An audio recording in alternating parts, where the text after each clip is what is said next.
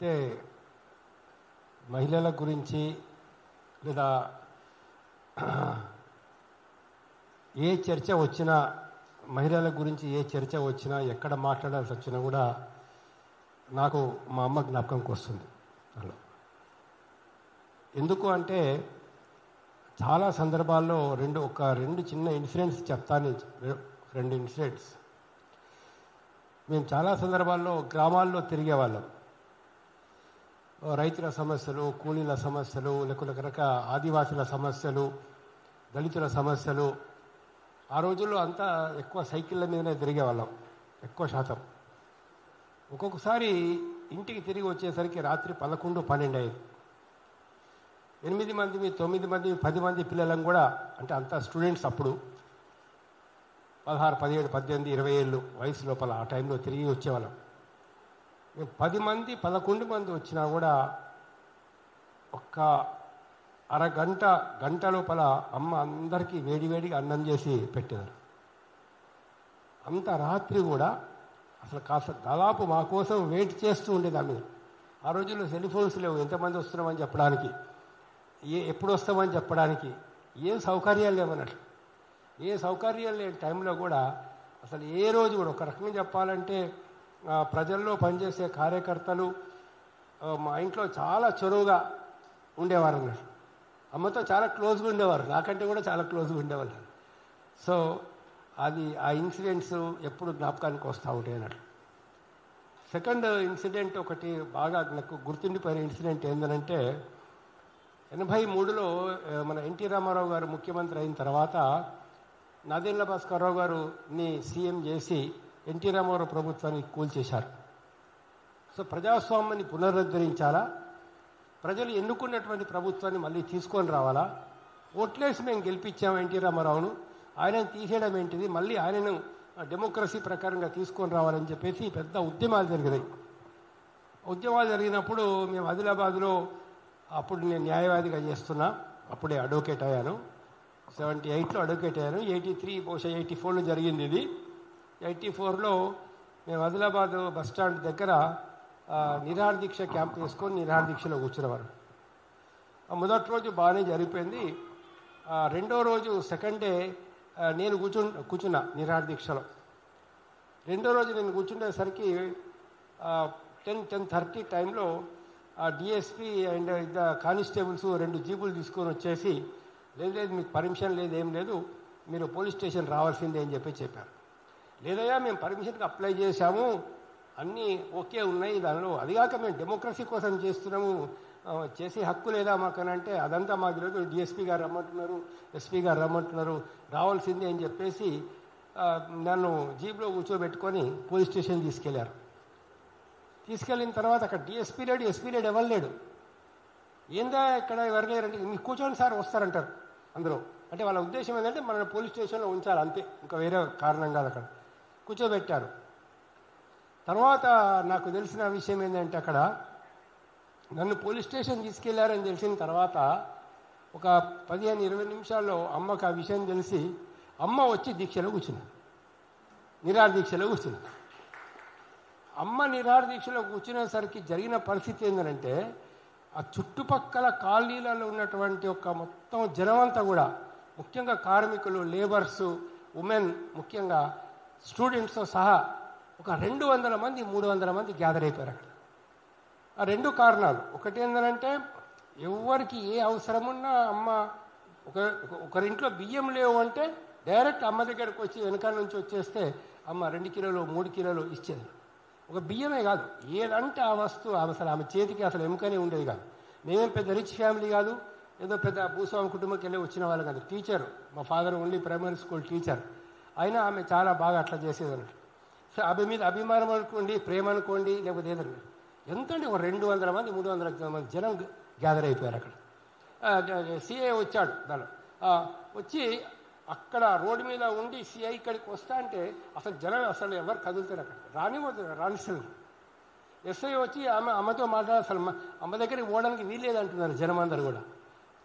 మళ్ళీ మళ్ళీ వాళ్ళు డిఎస్పీ వెళ్ళిపోయి మళ్ళీ వచ్చేసి లేలే ఒక్కసారి మాట్లాడతా అని చెప్పేసి ఆ సిఐ వచ్చేసి అమ్మతోటి, మా అమ్మ మీరు కూర్చోవద్దు లేవాలంటే మీరు కుమారుని వదిలిపెట్టేసేయండి, వాడు వచ్చి ఇక్కడ కూర్చుంటే నేను వెళ్ళిపోతాను. చివరికి గత్యంతరం లేక పోలీసు వాళ్ళు ఒక గంట తర్వాత అవుతుందో డిఎస్పీ దగ్గరికి వచ్చేసి రావయ్య బాబు అని చెప్పి తీసుకెళ్ళి నన్ను అక్కడ మళ్ళీ క్యాంపులో కూర్చోబెడితే అట్లా జరిగినటువంటి ఇన్సిడెంట్. సో ఆ రోజు ఆమె చూపిన ధైర్యం కానీ మాట్లాడినటువంటి పెద్ద రాజకీయాలు ఆమెకేం తెలియవు. వాస్తవంగా చెప్పాలంటే ఒక పొలిటికల్ బ్యాక్గ్రౌండ్ అంటూ ఆమెకు ఏమీ లేదు దానిలో. కానీ ఏది న్యాయం ఏది అన్యాయం కరెక్ట్గా ఉండాలి మనం అనే విధంగా. సో ఇవి ఒక రకంగా చెప్పాలంటే మరి మొత్తం హిస్టరీని చరిత్రను గతాన్ని కనుక మనం పరిశీలించి చూసినట్లయితే ఏ దేశంలో అయినా కానీ మహిళలకు ఒకప్పుడు ఒక మంచి స్థానమే ఉండేది.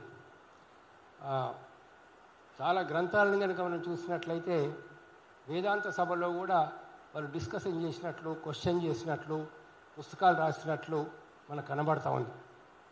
కానీ వ్యవస్థ మారి క్రమక్రమంగా ఒక దేశాన్ని ఇంకో దేశాలు ఆక్రమించుకోవడం, ఒక రాజ్యాన్ని ఇంకో రాజులు ఆక్రమించుకోవడం, భూస్వామ్య వ్యవస్థ అంటే పై చేయి రావడం, ఎప్పుడైతే భూస్వామ్య యొక్క విధానాలు సమాజం లోపల వచ్చేసాయో అప్పుడు మహిళను ఒక బానిసగా చూడడం స్టార్ట్ అయింది. వాస్తవంగా చెప్పాలంటే మహిళ కూడా ఒక రాజు యుద్ధాల్లో గెలుచుకున్నటువంటి వస్తువులతో పాటు బంగారం, వెండి, ఆభరణాలతో పాటు మహిళలు కూడా గెలుచుకోబడినటువంటి వస్తువుగా వాళ్ళు ట్రీట్ చేయబడ్డారు ఆ టైం లోపల. ఇది అంటే మహాభారతంలో మనం చూస్తాం. ధర్మరాజు జూదం ఆడేటప్పుడు జూదంలో అన్నీ పెడతాడు, బంగారము, వెండి, డబ్బులు, రాజ్యాలు అన్నీ పెడుతూ చివరికి అవుతుందో అన్నీ పోయినాయి, నా దగ్గర ఏమీ లేవంటే ద్రౌపది ఉన్నది కదా అని చెప్పేసి శకుని అంటే ద్రౌపదిని కూడా ఆయన జూదంలో పెడతాడు, ఓడిపోతాడు. సో ద్రౌపది క్వశ్చన్ చేస్తుంది ఏంటంటే ఆయన ఓడిపోయిన తర్వాత నన్ను పెట్టి అధికారం ఎక్కడుంది, లేకపోతే ఫస్ట్ నన్ను ఓడినాడా తర్వాత ఆయన ఓడినాడా, ఏదో రకరకాల లీగల్ పాయింట్స్ ఏ పాయింట్స్ నడవాయి అక్కడ విషయం. కాబట్టి ఏంటంటే అక్కడ మొదలైంది రాచరిక వ్యవస్థ మేల్ డామినేటింగ్ ఒక పరిస్థితి వచ్చేసిన తర్వాత అది కంటిన్యూ అయిపోయి ఎటువంటి పరిస్థితి అంటే ఏ రాజు అయితే 50 మందిని పెళ్లి చేసుకుంటాడో 100 మందిని పెళ్లి చేసుకుంటాడో వాడు గొప్పోడు అని. నైజాం రాజుకు ఇక్కడ కింగ్ కోటి ఉంది, కింగ్ కోటిలో దాదాపు 100-150 గదులు ఉంటాయి అక్కడ, చోమాలా ప్యాలెస్ అందులో. సో చెప్తారు అక్కడ ఒక 100 మంది ఉమెన్ను తీసుకొచ్చి ఆ గద్దులో నైజాం రాజు ఉంచేవాడని చెప్పేసినటువంటి ఒక వ్యవహారం అందులో. సో ఇదంతా జరుపుకుంటూ వచ్చింది. అయితే చరిత్రలో ఈ రాచరిక వ్యవస్థను, భూస్వామ్య వ్యవస్థను వ్యతిరేకించి పోరాడినటువంటి వాళ్ళు కూడా చాలామంది ఉన్నారు. పిల్లల కోసం, ఉమెన్ కోసం ఒక చిన్న స్టోరీ చెప్తా. ఒక చిన్న స్టోరీ. మగధ రాజ్యంలో నందుడు అనే రాజు ఉండే. నందుడు చాలా దుర్మార్గుడు. అయితే పైకి ఫేసెస్ ఆర్ ఆల్రెడీ డిసెప్టివ్. అది చాలా కష్టం అండి. మొన్న ఒక మీటింగ్లో ఇంతకుముందు అయితే ఒక యంగ్ అబ్బాయి వచ్చేసి చాలా బాగా మాట్లాడాడు. అరే వీడు ఇంత బాగా మాట్లాడుతున్నాడు ఏంటి అని చెప్పేసి అనుకున్నాను. ఫేస్ కూడా బాగా షైనింగ్ ఉంది, మంచి యంగ్ పర్సనాలిటీ చాలా బాగుంది. ఒక వారం రోజుల తర్వాత చూస్తే ఏసీబీ వాళ్ళు రేడ్ చేస్తే రెడ్ హ్యాండెడ్గా 2 లక్షల రూపాయలు లంచం తీసుకుంటూ దొరికాడని, వాడింట్లో 2.5 కోట్లు దొరికాయి. నాకు ఎంత ఆశ్చర్యం వేసింది. ముఖం చూస్తేనేమో ఎంత బాగుంది, షైనింగ్, మంచి personality. So faces are always deceptive. చాలా కష్టం ఫేస్ని చూసి వాడు ఎవడో మనం తెలుసుకోవడం అనేది. సో నేను అదే మగధ రాజ్యం గురించి చెప్తున్నా. సో మురా అనే ఒక దాసి ఉండే. దాసి కూతురు యాక్చువల్గా ఆమె మంచి యంగ్ అమ్మాయి, 18-19 ఏళ్ళు ఆ టైంలో ఉంటుంది. తల్లి లేనప్పుడు అక్కడికి వెళ్ళి రాజభవనంలో పనిచేసేది. వాడు నందుడు ఈ అమ్మాయిని చూసి ఈ అమ్మాయిని లొంగిపోమంటాడు. ఈ అమ్మాయి ఒప్పుకోదు. చివరకు సరే వాడు డిసెప్టివ్ రోల్ ప్లే చేసి ఏం కాదు నేను పెళ్లి చేసుకుంటాను, నీకు పుట్టిన కొడుకుని రాజు చేస్తాను అని ప్రామిస్ చేస్తాడు. రాజు ఈమె దాసి కూతురు ఎట్లా ఉంటుంది, ఎంత బలహీనమైన పరిస్థితులు ఉంటాయి అక్కడ. అది రాజకోట, రాజభవనం. సో లాస్ట్కు ఈ అమ్మాయి గర్భవతి అయిన తర్వాత అప్పుడు అడుగుతుంది మళ్ళీ, ఏమయ్యా నన్ను పెళ్లి చేసుకుంటాను, నేను ప్రెగ్నెంట్ కూడా అయినా, ఇప్పుడే నన్ను పెళ్లి చేసుకోకపోతే ఎట్లా అని చెప్పేసి అడుగుతుంది. అంత అంటాడు, నువ్వెవరు, నువ్వు దాసివి, నీకేం అధికారం ఉంది, మేము వాడుకోవచ్చు, వాడుకునే హక్కు మాకుంది అనే ధోరణిలో మాట్లాడతాడు. మాట్లాడితే ఆమెకు చాలా, ఆమె ఏం మాట్లాడదు, జస్ట్ ఒక గట్టి నిర్ణయానికి వచ్చేసి ఆ రాజకోట నుంచి బయటకు వచ్చేసి, ఆ రాజ్యం నుంచి బయటకు వచ్చేసి ఓ గిరిజన గూడాలకు వెళ్ళిపోయి ఆ గిరిజన గూడాలో ఉంటుందన్నట్టు. అయితే ఆమె వ్యక్తిత్వం, ఆమె మంచితనం, ఆమె నాయకత్వ లక్షణాలు, ఆమె మంచితనాన్ని ఆ గ్రామస్తులు ప్రేమిస్తారు, దగ్గరికి తీస్తారు. ఆమె కూడా కష్టం లేకుండా ఎవరి దగ్గర ఒక రూపాయి కూడా తీసుకుని, నేను నా కష్టం చుట్టూ తీసుకుంటానే ఒక స్వభావం. దాంతో వాళ్ళు బాగా ఆదరిస్తారు. ఆమె కొడుకును కంటుంది. ఆ కొడుకు ఆమె అన్ని రకాల విలువిద్య నేర్పిస్తారు. కత్తిసాము, గుర్రపు సాము అన్నీ నేర్పించి ఒక వీరాది వీరుడుగా తయారు చేస్తుంది. మనిషి ఎలా ఉండాలా, ధైర్యం ఎట్లా ఉండాలా, ఏ విధంగా ఒక మంచితనం ఉండాలా, ఏ విధంగా 10 మందితో లీడర్షిప్ చేయాలా, చాలా విషయాలు, అన్యాయాన్ని ఎట్లా ఎదిరించాలా, ఎదిరించే పద్ధతిలో కూడా ఎట్లా టాక్టిఫుల్గా ఉండాలా, చాలా విషయాలు నేర్పిస్తుంది అన్నట్లు. So he becomes a leader. ఈ నందుడు సైన్యాలు వెళ్ళి అక్కడ అమ్మాయిల మీద వాళ్ళు దౌర్జన్యం చేస్తూ ఉంటే, లేదా ప్రజల మీద దౌర్జన్యం చేస్తూ ఉంటే, ఈయన ఒక చిన్న గ్రూప్ ఏర్పాటు చేసుకొని వాళ్ళని ఎదిరిస్తూ ఉంటాడు. ఒక 2 సార్లు తన్నేసరికి వాళ్ళు పారిపోతారు. మళ్ళీ వచ్చిన తర్వాత వీళ్ళేదో గెరిల్లా పద్ధతిలో అక్కడి నుంచి వెళ్ళిపోతారు. అట్లా దొరకకుండా ప్రజల్లో పనిచేస్తూ ఏం చేస్తారంటే, వీళ్ళు మంచి కోసం పనిచేస్తున్నారనే భావన వ్యాపించిందో ఆ యువత అంతా వీళ్ళ వెనకాల చేరుతారు. 500 మంది, 1000 మంది, 2000 మంది, 10,000 మంది, ఒక్క 10,000 మందితో ఒక మిలిటరీ మాదిరిగా తయారవుతుంది. ఒక ఆర్మ్డ్ ఫోర్స్ తయారు చేస్తారు 10,000 మందితో. 10,000 మందితో ఆర్మ్డ్ ఫోర్స్. అప్పుడు చాణక్యులు లాంటి వాళ్ళు నందుడితో అవమానం పొందిన వాళ్ళు వచ్చి వీళ్ళకంతా గైడెన్స్ కూడా ఇస్తారు ఒక రకంగా. ఈమెకు రాజకోటలో ఒక దాసిగా పనిచేసినా కూడా ఆ కోట గోడకు ఎక్కడ తలుపులు ఉన్నాయి, ఎక్కడ ఎవరు పనిచేస్తున్నారు, ఇంటెలిజెన్స్లో వింగ్లో ఎవరు పనిచేస్తున్నారు, వాళ్ళందరితో మీకు కాంటాక్ట్స్ ఉంటాయి. ఇది ఒక చిన్న ప్లాన్ వేస్తారు వీళ్ళు, చక్కటి ప్లాన్ ఏంటంటే ఈ 10,000 మందిని తీసుకొని వెళ్ళి మగధరాజ్యం దాడి చేస్తారు. దాడి చేసినప్పుడు ఏం చేస్తారంటే, అక్కడ ఇంటెలిజెన్స్ వాళ్ళు నందుడి దగ్గరికి వెళ్ళి ఏమని చెప్తారంటే, చూసినవా తూర్పు దిక్కు నుంచి మొత్తం శత్రు సైన్యం వస్తున్నది అంటే, వాడు గబగబా కోటకి చూస్తే ఒక 2 కిలోమీటర్ల దూరంలో మొత్తం డ్యూటీలు కనబడతాయి. అంత దూరం నుంచి 1,00,000 సైన్యంతో వస్తున్నారు అని ఒక రాంగ్ ఇన్ఫర్మేషన్లో వాడు తనకున్న దాదాపు ఒక 70,000-80,000 సైన్యాన్ని మొత్తం తూర్పు దిక్కు పంపించేస్తాడని. వాళ్ళు ఒక 4 గంటల దూరం జర్నీ, 1 గంట సేపు అటు వెళ్ళిపోయిన తర్వాత వీళ్ళు కోట పక్కనే ఉండి పశ్చిమ దిక్కు నుంచి వీళ్ళు 10,000 మంది దాడి చేస్తారు. చంద్రగుప్తుడు వాళ్ళు జస్ట్ 10,000 మంది నంద రాజ్యాన్ని వశం చేసుకుంటారు. చేసుకున్న తర్వాత అక్కడ ఒక ప్రశ్న వస్తుంది. ఇదే ఈమె కొడుకు, అతడు దాసి కొడుకును మరి నీ తండ్రి పేరేంటి, నీ వంశం ఏంటి, నీ గోత్రం ఏంటి అంటారు. ఒకడే చెప్తాడు, నా తల్లి పేరు మురా, తండ్రి పేరు కూడా ఆమెనే, ఇంకా వేరేది లేదు, గోత్రం మురానే, వంశం మురానే, కులం మురానే, ఇంకా ఏమీ లేదు, ఓన్లీ మా మదరే నాకు అన్ని అంటాడు అన్నాడు. అప్పుడు వాళ్ళు ఏమంటారంటే, అతన్ని రాజుని చేస్తూ మౌర్య వంశం, చరిత్రలో మీరు చదువుతారు, చరిత్రలో మౌర్య వంశం చంద్రగుప్తుడు, ఈజ్ చంద్రగుప్తుడు, తల్లి పేరు మురా, దాంతో మౌర్య వంశం అనే పేరు వచ్చింది. అంటే ఒక్క స్త్రీ ఆమె ఏమనుకున్నది, నా కొడుకు రాజ్యం చేయాలనుకున్నది, రాజ్యం గెలుచుకోవాలనుకున్నది, అధికారాన్ని హస్తగతం చేసుకోవాలనుకున్నది. She was successful. ప్రపంచంలో ఎంతోమంది మహిళలు ఎన్నో దేశాల లోపల ఎన్నో రకాల ఉద్యమాలు నడిపి దానిలో ఒక వెలుగు తీసుకొచ్చినటువంటి వాళ్ళు ఉన్నారు. గొప్ప గొప్ప రచనలు చేసిన వాళ్ళు ఉన్నారు. ఎన్నో పుస్తకాలు రాసినటువంటి వాళ్ళు ఉన్నారు. అన్ని రంగాల్లో ఎంతో అభివృద్ధి చెందినటువంటి వాళ్ళు ఉన్నారు. ఇప్పుడు మనకు ఒకప్పుడు మహిళలకు ఎడ్యుకేషన్ వద్దంటే అసలు విద్యనే చెప్పడానికి వీల్లేదు. ఒక దుర్మార్గం.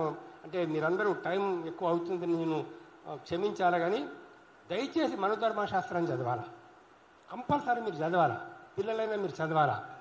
మనుధర్మశాస్త్రములో ఎటువంటి వివక్షత చూపించారు, ఎంతటి వివక్షత చూపించారు, స్త్రీలను ఎట్లా ఒక 4th గ్రేడ్ పర్సన్గా తయారు చేశారు.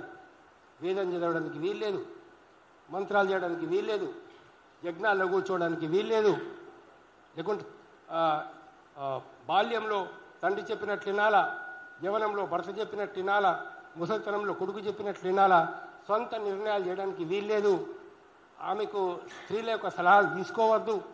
చాలా విషయాలు చాలా దుర్మార్గంగా టోటల్ భూస్వామ్య విధానాన్ని కంప్లీట్ ఫ్యూడలిస్టిక్ ఐడియాలజీ తోటి అది ఒక మనుధర్మశాస్త్రంలో బలిపడింది. దాంతో ఏమైపోయిందనంటే బ్రిటిష్ వాళ్ళు రాక మొదలు మన భారతదేశం లోపల ఎడ్యుకేషన్ కొందరికే, గురుకులాలు కొందరికి. అప్పుడు మహారాష్ట్రలో సావిత్రిబాయి పూలే ఆమె ఫస్ట్ టైం మహిళలకు కూడా ఎడ్యుకేషన్ ఇవ్వాలా, అంటే కింది వర్గాలకు కూడా ఎడ్యుకేషన్ ఇవ్వాలా, ఎస్సీ ఎస్టీ వాళ్ళకు కూడా ఎడ్యుకేషన్ ఇవ్వాలని భర్త సాయంతో స్కూల్ ఓపెన్ చేసి ఫస్ట్ టీచర్ ఒక రకంగా చెప్పాలంటే మహిళల కోసం ఆమెను ఎంత అవమానం చేసినారు, ఎంత ఇన్సల్ట్ చేసినారు. స్కూల్కి వెళ్తూ ఉంటే పెంటకళ్ళతో కొట్టేవాళ్ళు, రాళ్లతో కొట్టేవాళ్ళు.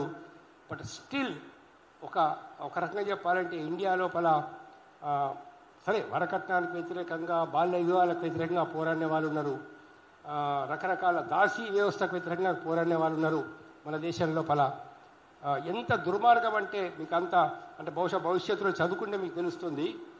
గ్రామ పెద్దలు కలిసి ఈమె ఇక్కడ ఈ గ్రామం లోపల అవుతుందో దేవదాసి కావాలి, ఈ పిల్ల ఈ 12 ఏళ్ల పిల్ల దేవదాసి అని బొట్టు పెడితే ఆమె జీవితం అంతే, ఆమె దేవదాసి కావాల్సిందే, వేరే గత్యంతరం లేదు.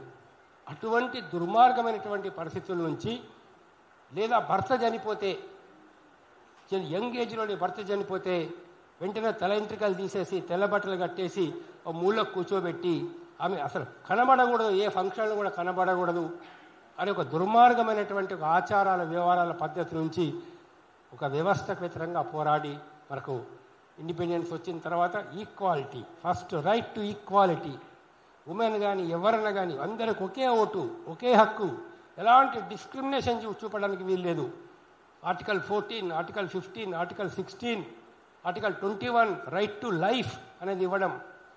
డైరెక్టివ్ ప్రిన్సిపల్స్ ఆఫ్ స్టేట్ పాలసీలో స్టేట్ ఎట్లా ఉండాలా, స్టేట్ ఏం చేయాలా, ఉమెన్ కోసం ఏం చేయాలా, ఈక్వాలిటీ కోసం ఏం చేయాలా అని ఒక రైట్స్ మనకి ఇవ్వడం అనేది జరిగింది అన్నట్లు.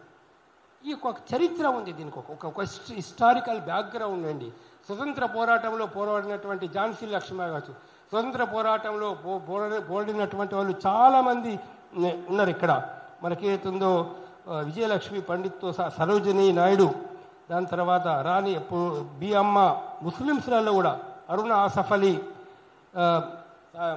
గాంధీజీ వైఫ్ లాంటి వాళ్ళు, తర్వాత కూడా అనేక మంది అనేక ఉద్యమాల లోపల మహిళా నాయకులుగా పనిచేస్తున్నారు. అయితే అక్కడ కూడా ఏదైతే ఉందో వాల్యూస్ ప్రకారంగా, ప్రిన్సిపల్ ప్రకారంగా పనిచేసి మంచి పేరు తెచ్చిన వాళ్ళు ఉన్నారు. అవినీతికి పాల్పడి ముఖ్యమంత్రులు అయిన తర్వాత కూడా అవినీతికి పాల్పడి ఒక రకంగా మహిళలకు కానీ మహిళా జాతికి కానీ అవమానం తెచ్చినటువంటి వాళ్ళు కొంతమంది కూడా ఉంటారు. అవినీతి నుంచి కూడా గుణపాఠం నేర్చుకోవాలా మనం, వాటి నుంచి కూడా గుణపాఠాలు నేర్చుకోవాలా. గుణపాఠాలు నేర్చుకునేతుందో ఒక సమాజాన్ని ముందుకు తీసుకుపోవడానికి ఉపయోగపడాలా. ఇలాంటి పరిస్థితుల్లో ఒకప్పుడు ఏదైతే ఫ్యూడల్ కల్చర్, అమ్మాయిలను చూపించడం, డ్యాన్సర్గా మార్చడం, అమ్మాయితో డ్యాన్సులు చేయించడం, తబలా వాయిద్యాలు పెట్టేసి డ్యాన్సులు చేయించడం, అందులో బ్యూటీ ఎవరున్నారు, అందంగా ఎవరున్నారు చూడడం, దాన్ని వల్ల ఈ పెట్టుబడిదారీ వ్యవస్థ కంటిన్యూ చేస్తుంది. పెట్టుబడిదారీ వ్యవస్థ కంటిన్యూ చేస్తూ ఫలానా బ్లేడ్ కొనాలంటే ఒక అందమైన అమ్మాయిని పక్కన పెట్టుకుంటే ఈ చెంపలు బాగుండాలంటే ఫలానా బ్లేడ్ కొనండి, లేకపోతే ఒక అమ్మాయిల ఫోటోలు పెట్టేసి ఇవాళ అడ్వర్టైజ్మెంట్లు చేయడం, అందులో రకరకాల నువ్వు హీరో కావాలంటే, హీరోగా ఉండాలంటే ఫలానా బైక్ కొంటే నువ్వు హీరోగా గుర్తిస్తారు. ఫలానా పెన్ను వాడితే నువ్వు గొప్ప అంటే కమర్షియల్ కోసం, నీ సేల్స్ కోసం ఎవరిని ఎట్లా చూపిస్తున్నావు, ఎలాంటి భావాలు ఇస్తున్నావు సమాజంలో, యువకులకు నువ్వు ఏం నేర్పిస్తున్నావు, యువతరానికి ఏం చూపిస్తున్నావు. వాడు బార్లో కూర్చుండి ఏదో బాటలు పట్టుకుంటే ఓ అమ్మాయి నవ్వుతున్నట్లుంటే దానికి ఒక రకమైనటువంటి మార్కెటింగ్ చేయడం వ్యవస్థను. సో దీన్ని ఈ స్వార్థపూరితంగా అమ్మాయిల యొక్క అందాలను చూపించి, మరో రకంగా అమ్మాయిలను దిగజార్చి చూపించి సమాజంలో అమ్మాయిలను ఒక అందమైన వస్తువుగా చూపిస్తూ మార్కెటింగ్ చేసేటటువంటి విధానం అనేది చాలా తప్పది. అది సమాజానికి ఒక తప్పుడు దారి చూపిస్తుంది, సమాజాన్ని మిస్లీడ్ చేస్తుంది. అది వాళ్ళని ఒక గొప్ప వాళ్ళగా చూపించాలా, ప్రేమ ఉన్న వాళ్ళగా చూపించాలా, హృదయం ఉన్న వాళ్ళగా చూపించాలా, నాలెడ్జ్ ఉన్న వాళ్ళగా చూపించాలా, పోరాడే వాళ్ళగా చూపించాలా, సైంటిస్టులుగా చూపించాలా, శాస్త్రీయ భావాలు ఉన్న వాళ్ళగా చూపించాలా, సమానత్వం కోసం పోరాడే వాళ్ళగా చూపించాలా. ఎంతమంది ఐఏఎస్ అవుతలేరు, ఎంతమంది ఐపీఎస్ అవుతలేరు, ఎంతమంది మహిళా ఎస్సీ కానిస్టేబుల్స్గా చేస్తున్నారు, కండక్టర్గా చేస్తున్నారు, అన్ని జాబులు చేస్తున్నారు. ఇవాళ మహిళలు ఎక్కడ కూడా తక్కువ కాదు.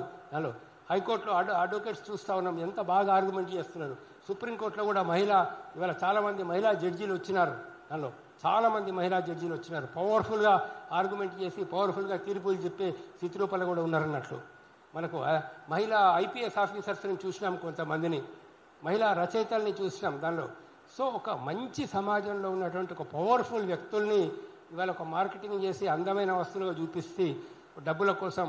సో రేవంత్ రెడ్డి గవర్నమెంట్ దీన్ని విత్డ్రా చేసుకోవాలని ఈ ప్రపోజల్ను వాళ్ళు ఖచ్చితంగా ఒక సామాజిక దృక్పథంతో ఆలోచించాలని, మహిళలను గౌరవించే విధంగా వీళ్ళు ఆలోచించాలని చెప్పేసి, ఈ అందాల పోటీలను రద్దు చేయాలని చెప్పేసి, డబ్బుల కోసం ఇలాంటివి చేయొద్దని చెప్పేసి విజ్ఞప్తి చేస్తూ నాకు ఈ అవకాశం ఇచ్చినందుకు ధన్యవాదాలు.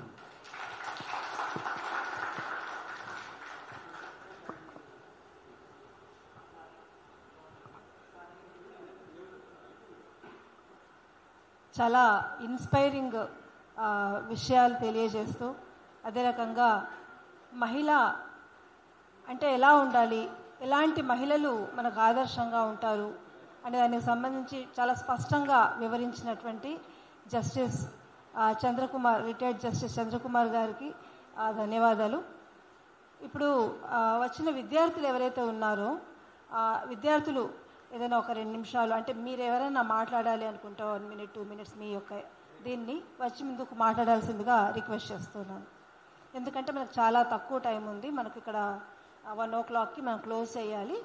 దీని లోపల మనం ముగించుకుందాం. ఫస్ట్ ఏంటంటే మీ నుంచి ఈ విద్యార్థులు ఎవరైతే వచ్చున్నారో వాళ్ళ నుంచి ఏవైనా మాట్లాడితే వినాలని అనిపిస్తుంది. మీరు ఎవరైనా మాట్లాడాలంటే ముందుకు రావచ్చు.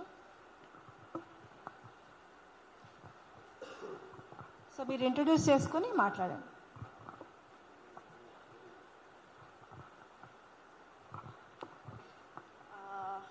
అందరికీ నమస్కారం. నా పేరు శ్రీవల్లి. నేను Stanley college of engineering and technology నుంచి వచ్చాను. సార్ గంగాధర్ సార్ గారి ఆధ్వర్యంలో 72nd miss India, miss world పోటీలను రద్దు చేయాలి అన్న దానిలో నేను సహకరిస్తూ వచ్చాను. నేనేమన్నా తడబడితే I'm really sorry, this is my first time. So ఇక్కడ మిస్ వరల్డ్ పోటీలు జరగడం this is the 3rd time అని విన్నాను నేను. ఆల్రెడీ హైదరాబాద్లో ఎప్పుడు జరగలేదు, this is the first time అన్నారు. ఇది జరగడం వల్ల విమెన్ ఒక డిగ్నిటీ దెబ్బతింటుంది. ఇండీసెంట్ వేగా విమెన్ని ప్రమోట్ చేయడం వలన మన హైదరాబాద్లో లేదా మన కంట్రీలో, మన వరల్డ్లో చాలా క్రైమ్ రేట్స్ పెరుగుతాయని నా అభిప్రాయం. ఇక్కడ క్రైమ్ రేట్స్ అన్నీ త్రీ టైప్స్ ఆఫ్ రీజన్స్ వల్ల జరుగుతాయి. The first thing is liquor, second thing is drugs and third thing is pornography. ఈ పోటీలు జరగడం వల్ల నాకు అనిపించడం ఏంటంటే పార్నోగ్రఫీకి కూడా కొంచెం చేస్తున్నారు, వాళ్ళని కూడా ప్రోత్సహిస్తున్నారు అనిపిస్తుంది. సో విమెన్ని ఇండీసెంట్గా చేయడం ద్వారా వాళ్ళ డిగ్నిటీని కోల్పోతున్నారు, వాళ్ళ సెల్ఫ్ రెస్పెక్ట్ దెబ్బతింటుంది. ది పీపుల్ ఎవరైతే చూస్తున్నారో కూడా వాళ్ళు వాళ్ళని ప్రోత్సహిస్తున్నట్టే అనిపిస్తుంది. As a great cause is taking place here, we all will fight for this, and my support will be to everyone who is discriminating this. And yes, thank you so much.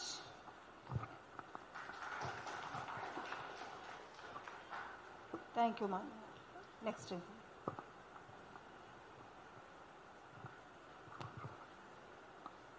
అందరికీ నమస్కారం.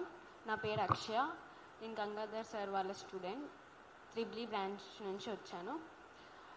ఈ 22nd miss university competitions రద్దు చేయడానికి మాట్లాడడానికి వచ్చాను. First, beauty అంటే ఏంటి? Beauty అంటే ఏదో అందంగా ఉన్నాం అది కాదు. మనం సాధించిన ఒక ప్లేస్ ఆర్ మనం చేసిన ఒక మంచి పనులు అంతవరకు ఎందుకు, ఎంతో పెద్ద పెద్ద మనుషులకు మనం రెస్పెక్ట్ ఇచ్చి మాట్లాడతాం. ఎందుకు? వాళ్ళు చేసిన పనులకి, అంతేగాక వాళ్ళు చేసిన ఎన్నో చేసినందుకు మనం వాళ్ళకి రెస్పెక్ట్ ఇచ్చి మాట్లాడాలి. ఇప్పుడు ఎవరైనా పెద్ద పెద్ద వాళ్ళు వస్తే మనం నిలబడి నమస్కారం చెప్తాం. వాళ్ళ అందానికి కాదు కదా మనం నమస్కారం చెప్పేది, వాళ్ళు చేసిన మంచి పనులకి వాటికి. ఈ బ్యూటీ కాంపిటీషన్స్ వల్ల చాలా డ్యామేజ్. ఫస్ట్ వచ్చేసి అమ్మాయిలకి చాలా ప్రెషర్స్. ఇంకొకటి బ్యూటీ డ్యామేజ్. వాళ్ళు వేరే ప్రోడక్ట్స్ కొంచెం ప్రాఫిట్ అవ్వడానికి వాళ్ళు ఎంతో మంచి అమ్మాయిలను తీసుకొని ఈ ప్రాఫిట్ కోసం వాళ్ళు ఎంతో ఎక్స్ప్లోర్ చేస్తూ ఉంటారు కొంతమంది అమ్మాయిలని. దానికి అడల్ట్స్, యూత్ అందరూ ఎడిక్ట్ అయిపోయి ఇలా చేస్తూ ఉంటారు. ఇంకొకటి వచ్చేసి మెయిన్ వాళ్ళు మనీకి మొత్తం బానిస అయిపోయి వాళ్ళు ఎక్స్పోజ్ చేయడం ఇవన్నీ చేస్తూ ఉంటారు. మెయిన్ థింగ్ అది. మొత్తం ఇది మళ్ళా ఇది అవుతుంటే గవర్నమెంట్ వీళ్ళకి మొత్తం సపోర్ట్ చేయడం, గవర్నమెంట్ కూడా కొంచెం వాళ్ళకి అమ్ముకపోవడం, ఇలా పెద్ద పెద్ద ఇండస్ట్రీ వాళ్ళు వచ్చేసి వాళ్ళ ప్రాఫిట్స్ కోసం అమ్మాయిలను పెట్టేసి గవర్నమెంట్కి కూడా కొంచెం పైసలు ఇచ్చేసి వాళ్ళని తీసుకోవడం, వాళ్ళని కొనుక్కోవడం, ఇలాంటి ప్రోడక్ట్స్ని మనకి చూపెట్టడం, మనం దానికి ఎడిక్ట్ అయిపోయి మనం ఇలా చేస్తూ ఉంటాం. సో నేనైతే దీనికి స్వీకరించాను అసలు. Thank you. థ్యాంక్ యూ మా. ఇంకెవరన్నా మాట్లాడతారా? ఇప్పుడు ఏఐఎంఎస్ఎస్ ఆల్ ఇండియా డెమోక్రటిక్ మహిళా సాంస్కృతిక సంఘం తెలంగాణ స్టేట్ కన్వీనర్ హేమలత గారిని మాట్లాడవలసిందిగా కోరుతున్నాను.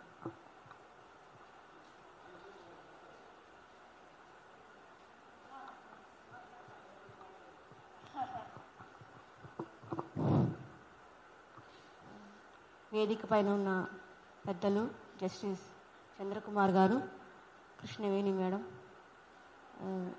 గంగాధర్ గారు మరియు అధ్యక్షులు శైలజ గారు, ఫ్రెండ్స్, ఇక్కడ చాలా విషయాలు ఆల్రెడీ వచ్చాయి.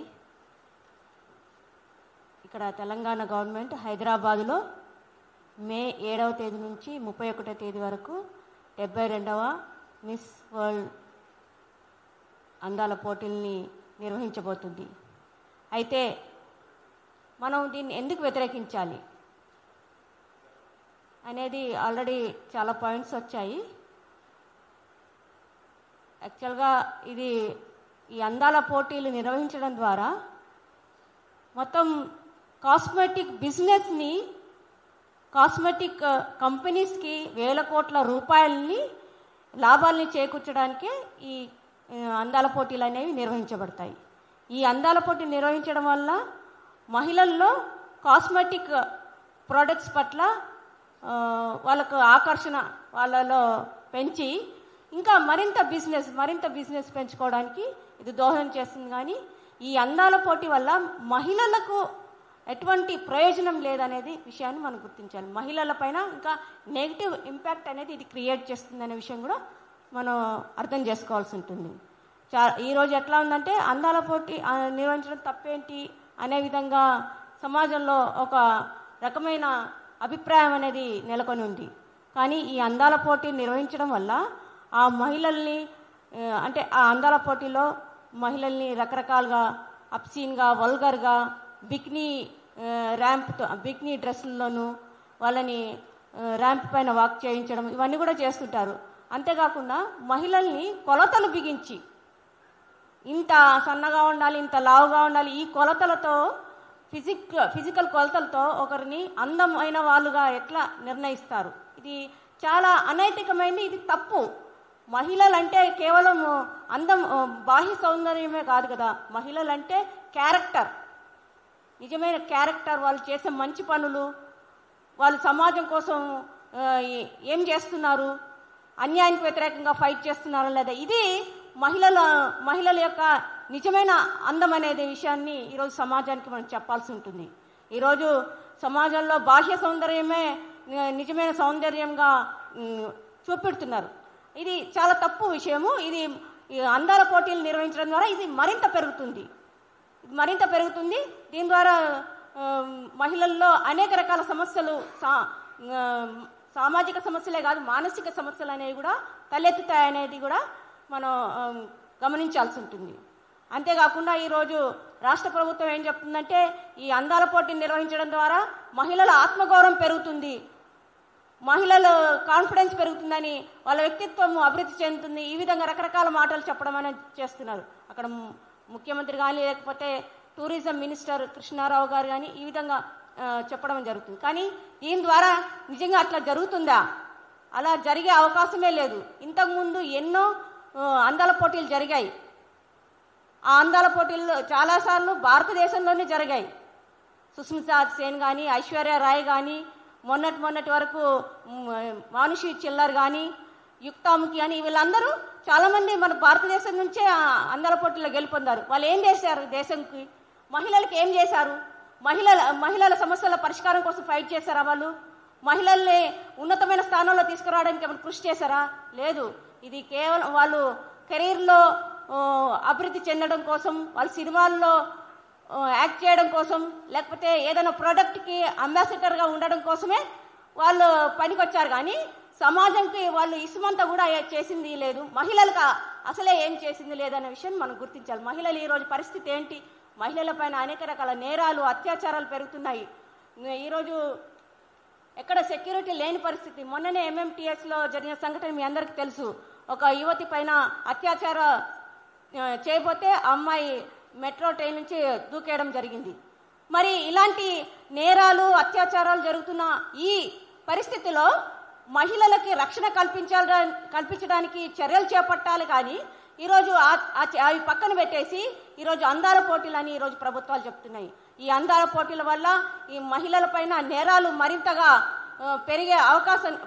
పెరగడానికే దారితీస్తాయి. కానీ ఈ మహిళల యొక్క సెక్యూరిటీని కానీ, కాన్ఫిడెన్స్ కానీ, హుందాతనాన్ని కానీ ఈ అందాల పోటీలు అనేవి ఏమాత్రం కూడా పెంచవు. ఇది రాదర్ దిగజారుస్తాయనే విషయాన్ని మనం అందరూ గుర్తించాల్సి ఉంటుంది. అంతేకాదు ఈ అందాల పోటీలకు సంబంధించి ఒక చిన్న విషయాన్ని కూడా మీ ముందు ఉంచాలనుకుంటున్నాను. 1966లో ఫారియా పేరుంది, రియా ఫారియా ఏమో, ఆమె అందాల పోటీలో గెలిచింది. ఆమె డాక్టర్ కూడా. ఆమె గెలిచిన తర్వాత ఆమెను ఒక అమెరికా సైనికుల్ని ఎంటర్టైన్ చేయడం కోసము ఒక నటుడితో కలిసి వెళ్ళి ఆహ్లాదపరచడానికి వెళ్ళాలని ఆమెను అడిగితే ఆమె ఏం చెప్పిందంటే వియత్నాం పైన అమెరికా చేసే దురాక్రమణం, అసలు అన్యాయంగా యుద్ధం చేస్తుంది. అలాంటి యుద్ధంలో పాల్గొంటున్న ఆ సైనికులని నేను ఆహ్లాదపరచడానికి నేను వెళ్ళను, ఇది చాలా తప్పు, నేను చెయ్యను అని ఆమె అంటే మేము పెట్టిన కిరీటాన్ని వెనక్కి ఇవ్వమని అడిగితే ఆమె కిరీటాన్ని కూడా తిరస్కరించి ఆమె దానికి వెళ్ళలేదు. అంటే ఈరోజు ఈ నీతి నైతిక విలువలు ఈ అందాల పోటీలో గెలిచిన వీళ్ళకు ఉందా? ఈరోజు ఆమె ఆ అందాల పోటీలో గెలిచినప్పటికీ కూడా నీతి నైతిక విలువలు చూపించి ఆమె అక్కడికి వెళ్ళడానికి తిరస్కరించి తన కిరీటాన్ని కూడా వెనక్కి ఇవ్వడం జరిగింది. కాబట్టి ఈరోజు నిజంగా మహిళల సమస్యలను పరిష్కారం కావాలంటే అందాల పోటీలు పెట్టడం అనేది సమస్య పరిష్కారం చేయదు, రాదర్ ఈ సమస్యల్ని పెంచుతుంది. కాబట్టి మహిళల్ని ఉన్నతనంగా ముందుకు తీసుకొచ్చేవి చాలా ఉన్నాయి. ఈరోజు మన మహిళల్లో అనేక రకాల టాలెంట్స్ ఉన్నాయి. స్పోర్ట్స్లో ఎంతోమంది టాలెంట్ కలిగిన వాళ్ళు ఉన్నారు, కళల్లో ఎన్నో టాలెంట్ కలిగిన వాళ్ళు ఉన్నారు. అలాంటి వెలికి తీయడానికి ప్రభుత్వం ప్రయత్నం చేయాలి. కానీ ఈరోజు ఆ కళలు, ఆ టాలెంట్స్ అవన్నీ కూడా పక్కన పెట్టి ఇలాంటి మహిళల్ని కించపరిచే, అవమానపరిచే, వాళ్ళ గౌరవాన్ని దిగజార్చే అందాల పోటీలు నిర్వహించడం అనేది చాలా బాధాకరమైంది. దీన్ని ఎట్టి పరిస్థితుల్లో మనందరం కూడా జరగనివ్వకూడదు. 1996లో కూడా బెంగళూరులో నిర్వహించారు. అప్పుడు మన ఆల్ ఇండియా మహిళా సాంస్కృతిక సంఘం మరి All India Democratic Student Organisation దేశవ్యాప్తంగా ఉద్యమం నిర్మించింది. అంతేకాకుండా వేరే మహిళా సంఘాలు కూడా ఈ ఉద్యమాల్లోకి ముందుకొచ్చాయి. ఆ ఉద్యమం ఫలితంగా వాళ్ళు అక్కడి నుంచి చాలా ఈవెంట్స్ని వేరే దగ్గరికి షిఫ్ట్ చేసి, ఈవెన్ అండమాన్ నికోబార్కి కూడా కొన్ని ఈవెంట్స్ని షిఫ్ట్ చేసుకొని అక్కడ నిర్వహించుకోవాల్సిన పరిస్థితి ఏర్పడింది. కాబట్టి ఈసారి కూడా ఈ అందాల పోటీలు ఇక్కడ హైదరాబాద్ జరగకుండా మనం పెద్ద స్థాయిలో అన్ని రంగాల ప్రజల్ని ఐక్యం చేస్తూ మనం ఉద్యమాన్ని నిర్మించాల్సి ఉంటుంది. దీనికి ఆల్ ఇండియా మహిళా సాంస్కృతిక సంఘం తప్పకుండా వెన్నుదన్నుగా ఉండి ఈ ఉద్యమంలో మున్ముందు ఉంటుందని నేను వాగ్దానం చేస్తూ ముగిస్తున్నాను. థ్యాంక్ యూ హేమలత గారు. ఇప్పుడు All India Democratic Youth Organisation in charge, Telangana రాష్ట్ర ఇన్ఛార్జ్ తేజ గారిని మాట్లాడవలసిందిగా కోరుతున్నాను.